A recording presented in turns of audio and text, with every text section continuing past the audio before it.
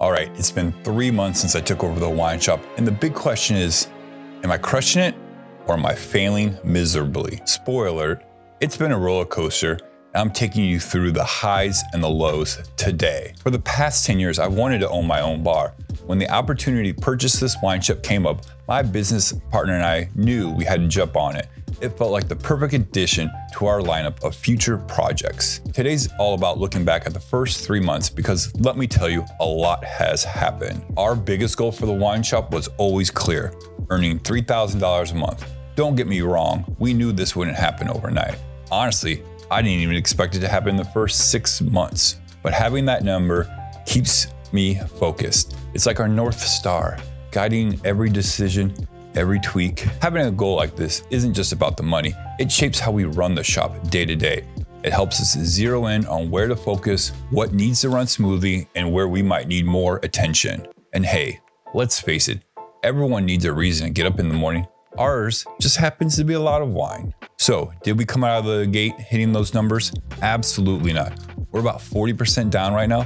That's better than 50. There are a few key reasons why the numbers are down. Shop awareness. The shop itself is pretty new. It only opened in January, so to be fair, not many people even knew we existed. Awareness across the city is small, but it's growing. There was little advertising before we took over and during the first 3 months of us taking over. There was some social media presence, but not a lot. I'm not saying that social media is the only way to build awareness, but it is for sure a key factor. Sometimes I catch myself looking out the window, just waiting for people to walk in, reminding myself that building awareness takes time. We've got the wine, we just need people to know we're here. Summer Slowdown. We offered tremendous wine tasting events where we carefully selected some great bottles for people to try. These events were all about tasting wine and learning and experiencing the stories behind each bottle. But the results could have been better. It's hard not to take it personally, but I must remind myself that people plan for the summer months in advance. Vacations, weddings, live music, and more will take place over a wine tasting, and we are still a small and somewhat unknown business. We're different. We're just not another wine shop. We're introducing something unique to Dubuque. Wines from smaller vineyards, wines you wouldn't find at the grocery store or the liquor store. There's a learning curve for people, which is fine. We're navigating it. It's like trying to explain to someone why gourmet coffee is better than a cup from the gas station. It takes time. Once they get it, there's no going back. And people here are starting to catch on, and it's a fascinating journey. Have you been to a wine shop, brewery, or a cocktail bar and noticed how they differ from other places? How did you feel about it? Let me know in the comments, and I'd love to hear your thoughts. As I mentioned, we set our sights on that $30K a month goal. But first, we need to understand where we stood. The plan for these first 3 months were simple. Gather data, determine what works, and most importantly, establish a baseline. I wasn't expecting perfection. I just wanted to sell wine, cocktails, and beer and offer a great experience to anyone and everyone who walks through our doors. Little did I know that each month would feel like a roller coaster. July started excitedly, but the sales didn't match the energy. The extended hours and cocktails sparked some excitement, but the first week fell flat, especially since the 4th of July was on a Thursday. People were out celebrating, but not with us. Unsurprisingly, wine made up over 60% of our sales. And let's be honest, we are a wine shop, and I would be worried if wine wasn't make up most of our sales. Cocktails followed at 22.5%, and the rest came from beer, NA options, and some food. I thought it was a solid start. Nothing mind-blowing, but a good baseline to build. Now here's another spoiler. August was our biggest month. This was the month when things started clicking. We saw more people coming in. Over 500 bottles of wine were sold. That's right, 500. Plus, we sold 442 glasses of wine, which blew my mind. I could feel it on those busy days when the bottles were moving. My body, a little sore the next day. It does suck getting old. Cocktails stayed consistent, but beer and food saw a solid increase, and it was like we finally found our groove.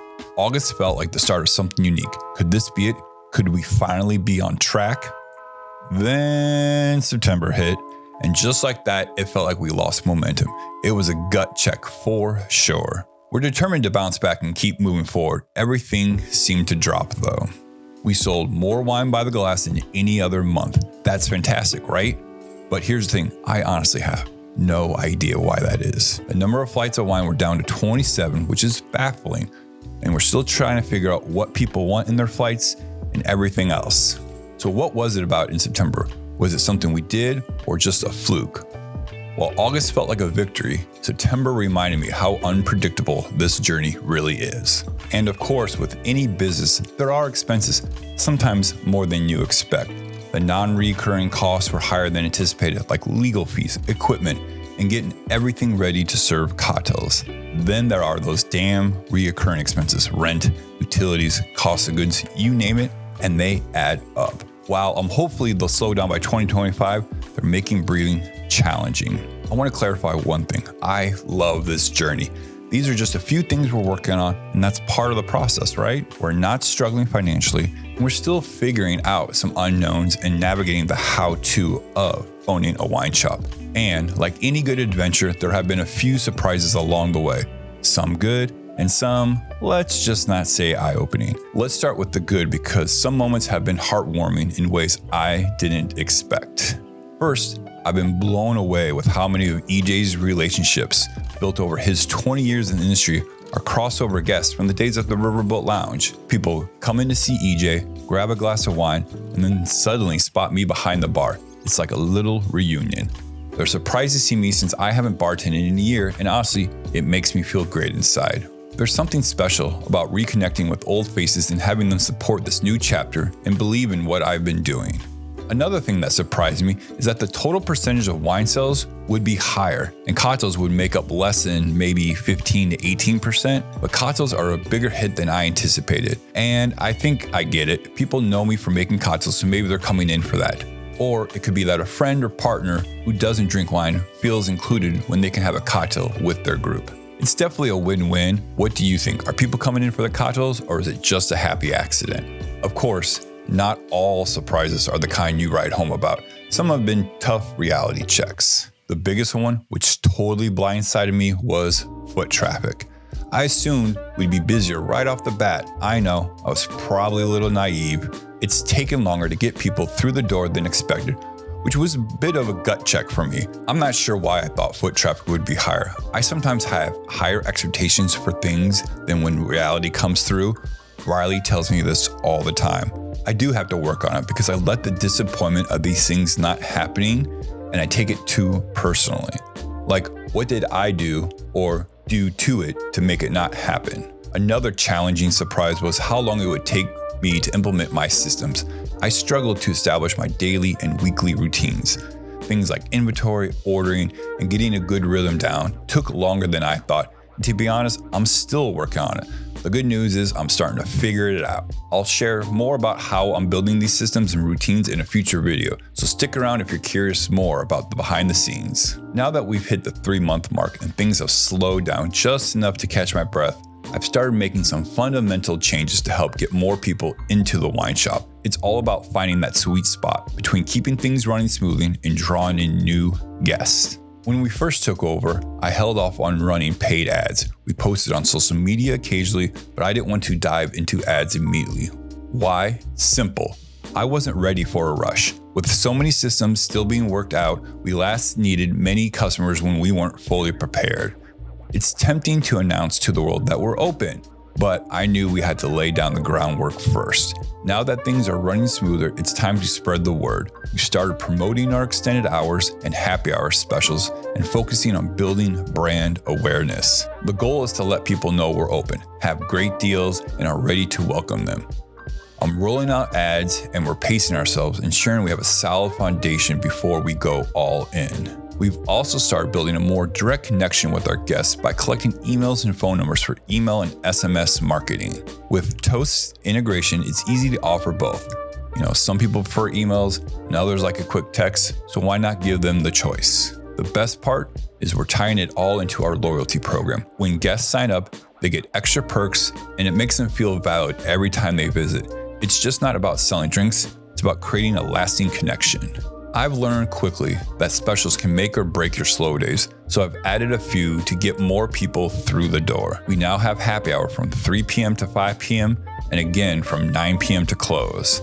But the one I'm excited about is our bottle progression on Tuesdays and Wednesdays. Buy 1 bottle, get 1% off. Buy 2 bottles, get 2% off. Up to 24 bottles for 24% off. I haven't seen anyone go for all 24 bottles yet, but there's still time for you to come down and be my first guest too. From the different surprises and lessons I've learned, foot traffic being the biggest, these 3 adjustments should help increase that traffic greatly. My worst nightmare is that we have this great product, this incredible experience, and no one knows about it. I don't want lack of awareness to be the downfall of this wine shop. So my number one goal right now is making sure we're on everyone's radar. Staying focused on this goal will help achieve the primary goal of getting to $30K a month. Reflecting on what we've done right and wrong has been valuable in shaping our future, but now it's time to shift focus and prepare for what's ahead, setting fresh goals and building on what we've learned. The holiday season is fast approaching and we're getting ready to make the most of it.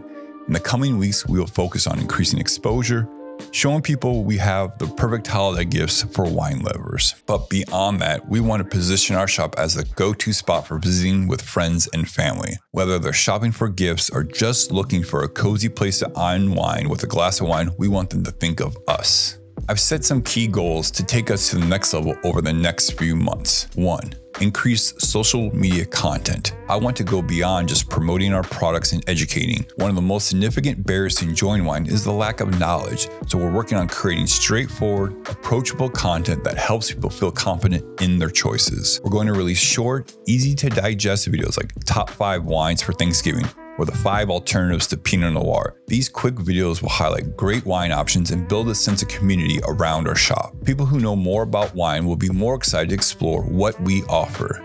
And this isn't just for the wine experts, it's for anyone curious about wine, whether they're seasoned connoisseurs or total beginners. Our goal is to make everyone feel welcome and comfortable. Number 2, increase overall sales in each category. Right now, we're about 40% below our target, and that's okay. We're in this for the long haul. Instead of focusing on hitting the big number right away, my short-term goal is to increase each sales category by 5% each month. It might sound small, but that steady, consistent growth is what we're aiming for. With a mix of digital ads, engaging social content, and building more vital brand awareness, I'm confident we can hit these goals. It's all about taking it step by step. Slow and steady wins the race, right? If you believe we can hit all these goals, let me know by hitting the like button. Your support means the world to us. You know, at the start of this video, I asked if we were crushing it or failing. After breaking down the last 3 months, the answer is clear. We're crushing it. Kind of. But there's always work to be done, and that's why I made this video, to show you how we're tackling challenges while celebrating the wins. I'm thrilled with our progress so far. We've come a long way, but the journey is far from over. There are still plenty of unknowns and things can change quickly, but that's part of the adventure. It's been a wild ride and I've learned so much about running a business and about myself. The challenges have pushed me in ways I didn't expect, and I'm proud how far we've come. The next 3 months, I'm excited for them, and believe it or not, I'm already thinking about 2025. It feels like we're building something special here. We're sticking to our plan, but staying flexible. If I've learned anything, it's that we're ready to pivot when it's critical. With hard work and the proper adjustments, I'm confident we'll hit our goal. If you're curious about why we decided to buy a wine shop in the first place, check out this video. It's a wild story and I think you'll enjoy it. Thanks for being a part of this journey. Cheers to the next chapter.